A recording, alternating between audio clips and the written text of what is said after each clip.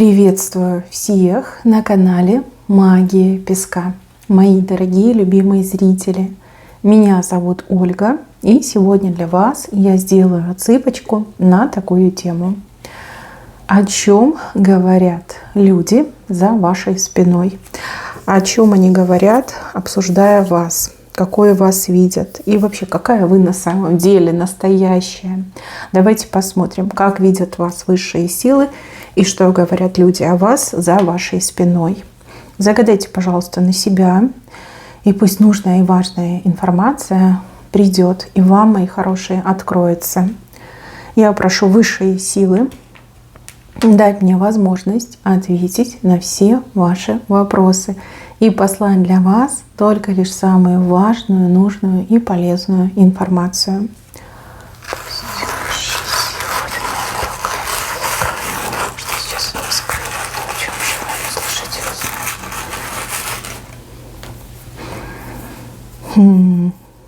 Какая вы правильная, какая вы честная.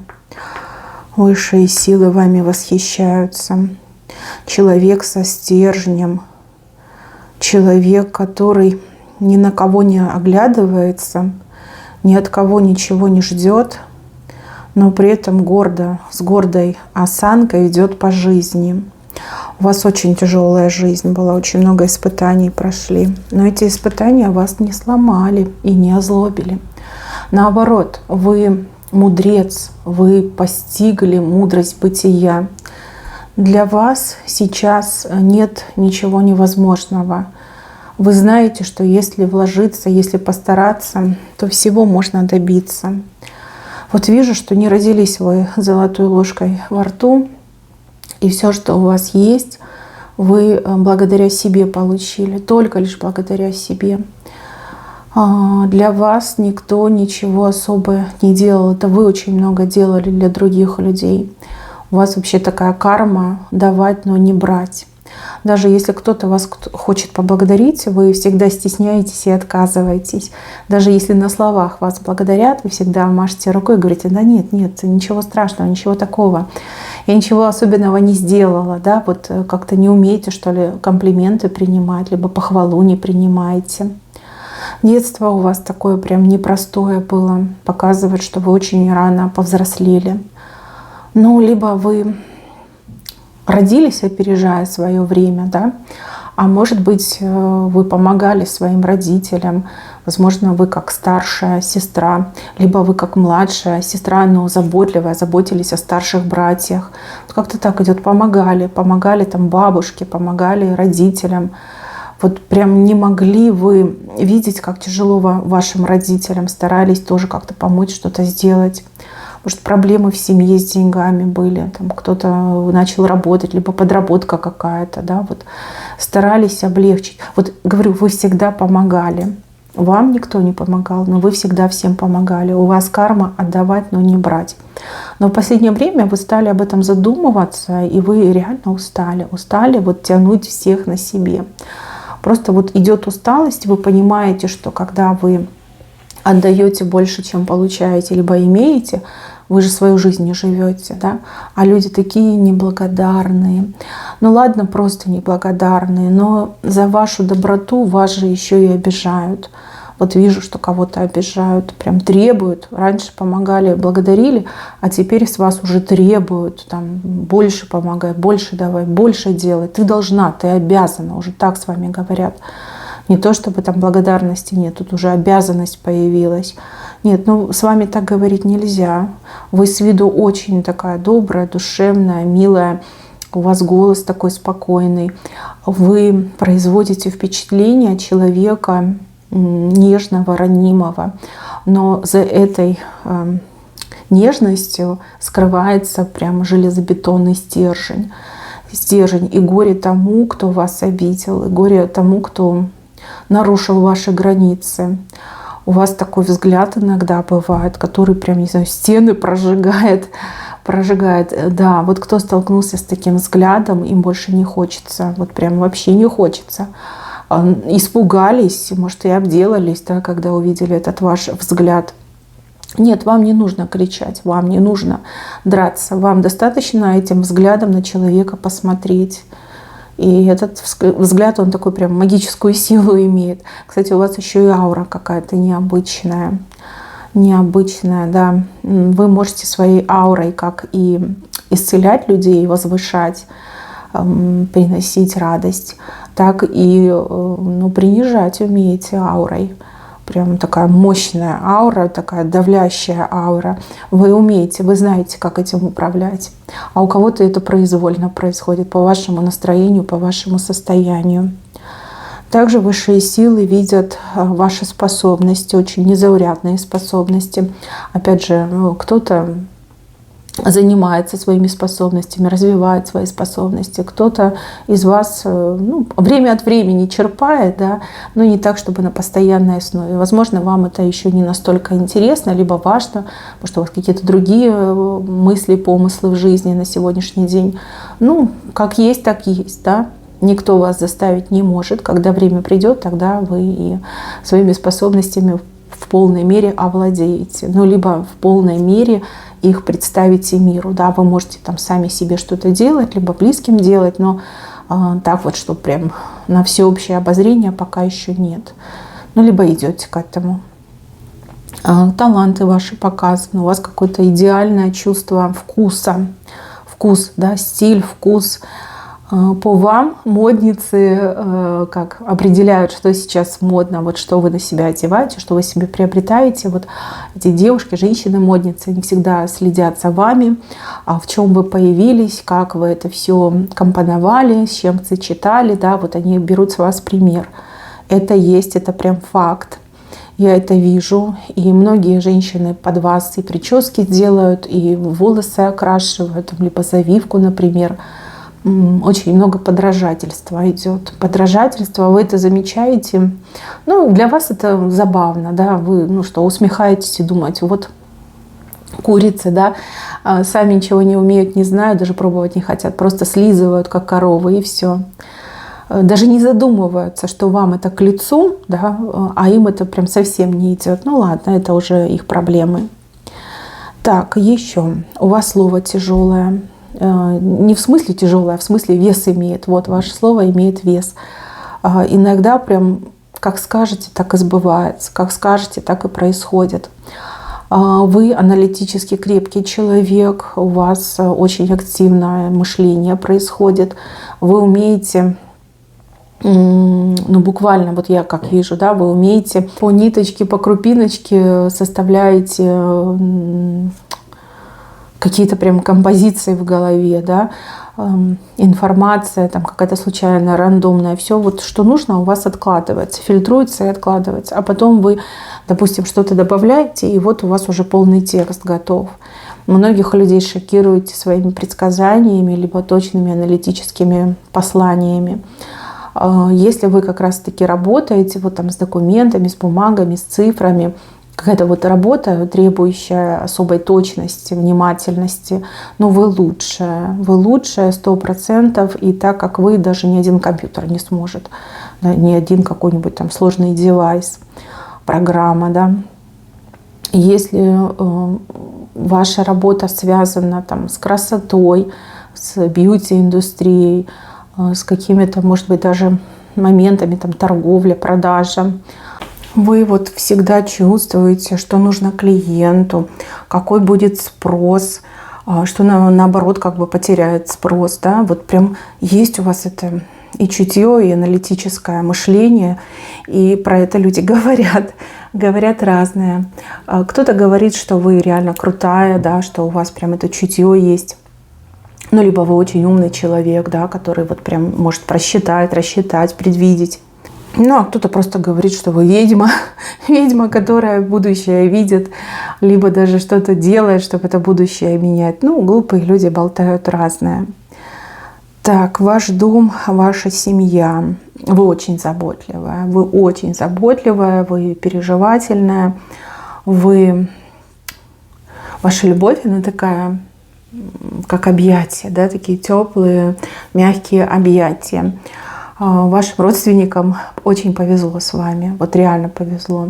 У кого-то даже родственники хвастаются вами. Либо когда какой-то разговор заходит там, за семейное, за отношения, там дети, либо там кто муж, родители, всегда вот сидят такие довольные, потому что понимают, что у них есть вы, а вы это как выигрыш в лотерею, да, вот прям повезло, реально повезло. Что касается вашего дома, ваш дом, ваша крепость, там все сделано так, как вам удобно, как вам уютно. Вы постоянно что-то меняете, улучшаете. Вы какую-то особую гармонию создаете в своем жилье. Вот другие люди так не могут, а вы можете. В свой дом вы всех подряд не пускаете. Вообще как-то не очень любите, чтобы люди приходили, особенно малознакомые или плохо знакомые. Нет, вы хлебосольная хозяйка, но только лишь для избранных, для своих. Для кого попало, стараться не будете, да и вообще не пустите. Бережете свой дом, бережете свою энергетику. Знаете о том, что могут быть люди, которые могут и всякую срань, гадость принести в дом. И вы не стремитесь к тому, чтобы люди в вашем доме были.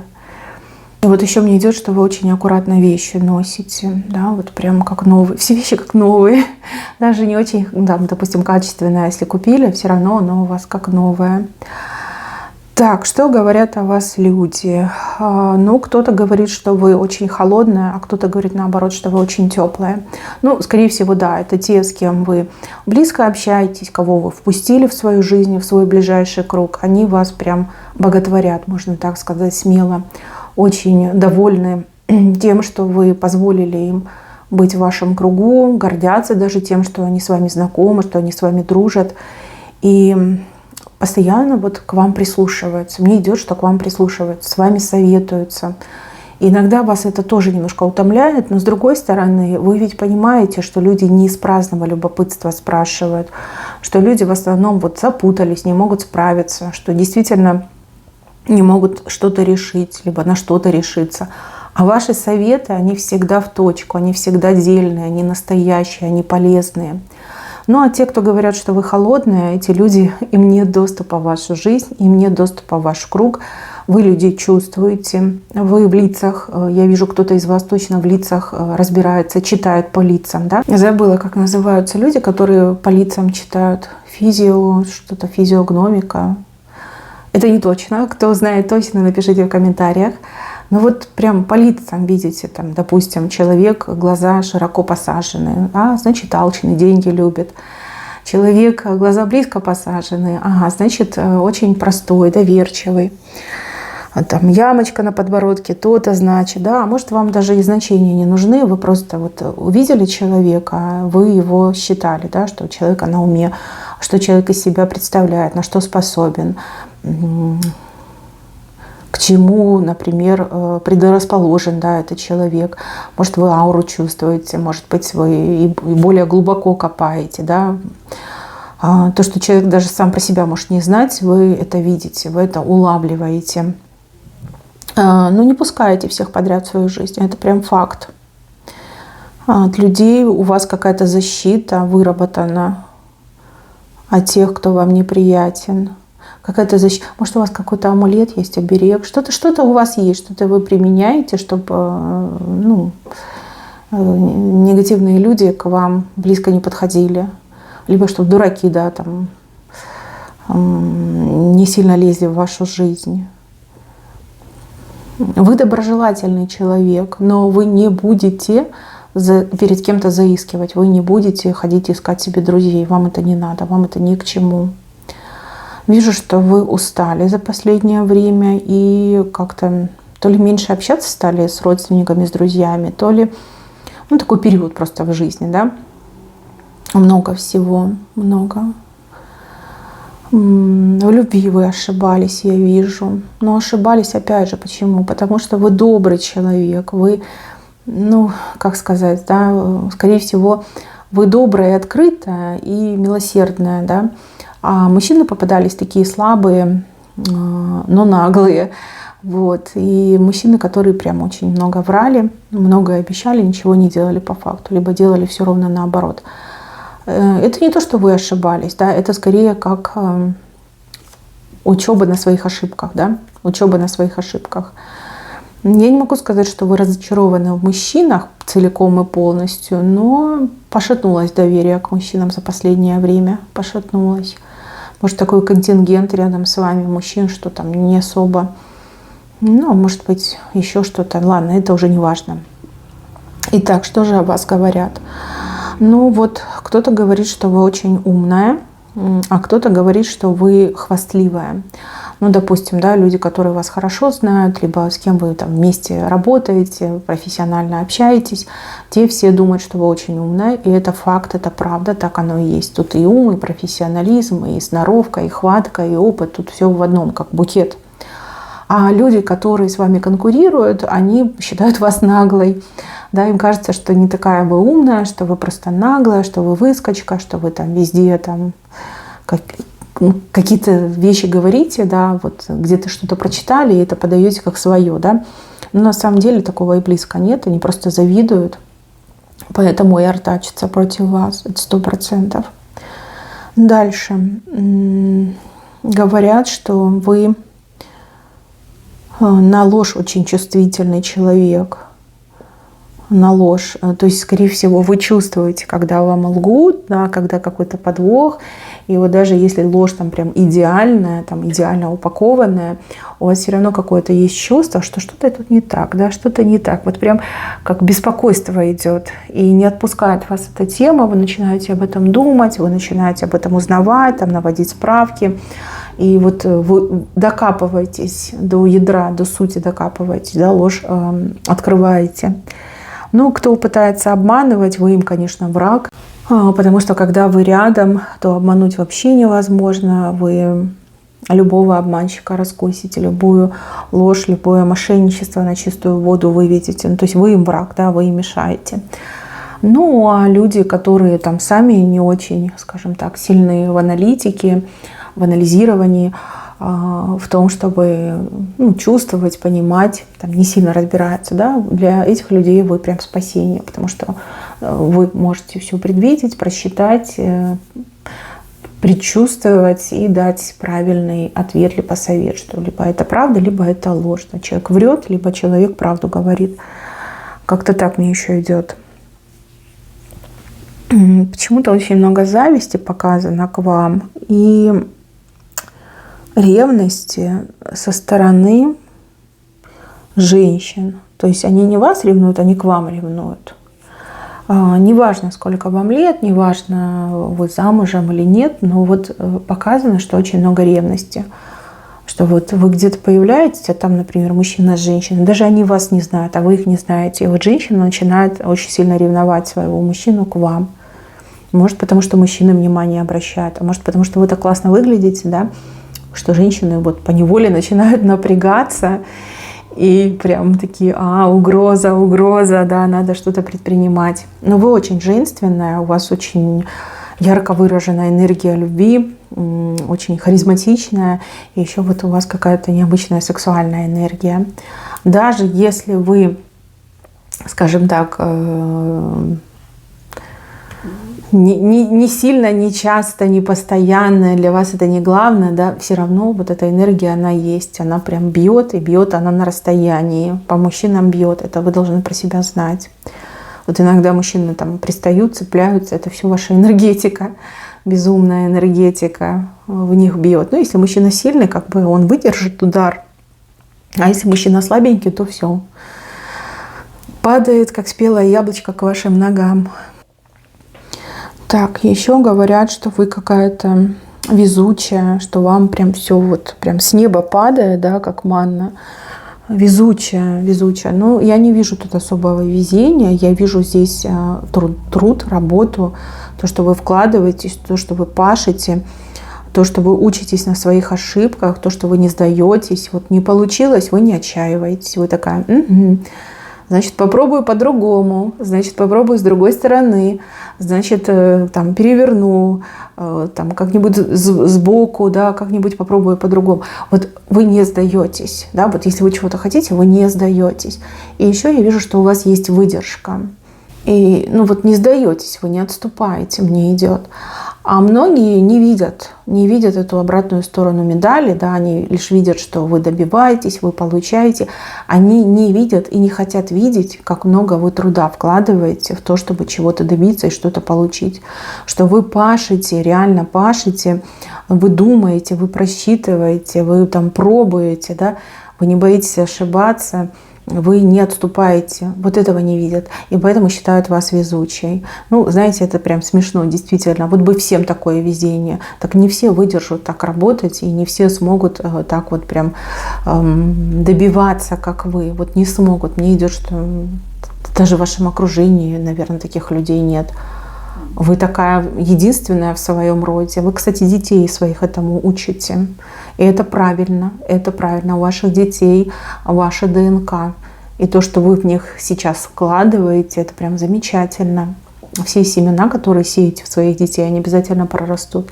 И даже если ребенок сейчас кажется, что не усваивает, не воспринимает, все усваивается. Просто придет время, когда это все выйдет наружу. Тогда вы поймете, что вы очень правильно и хорошо научили своего ребенка.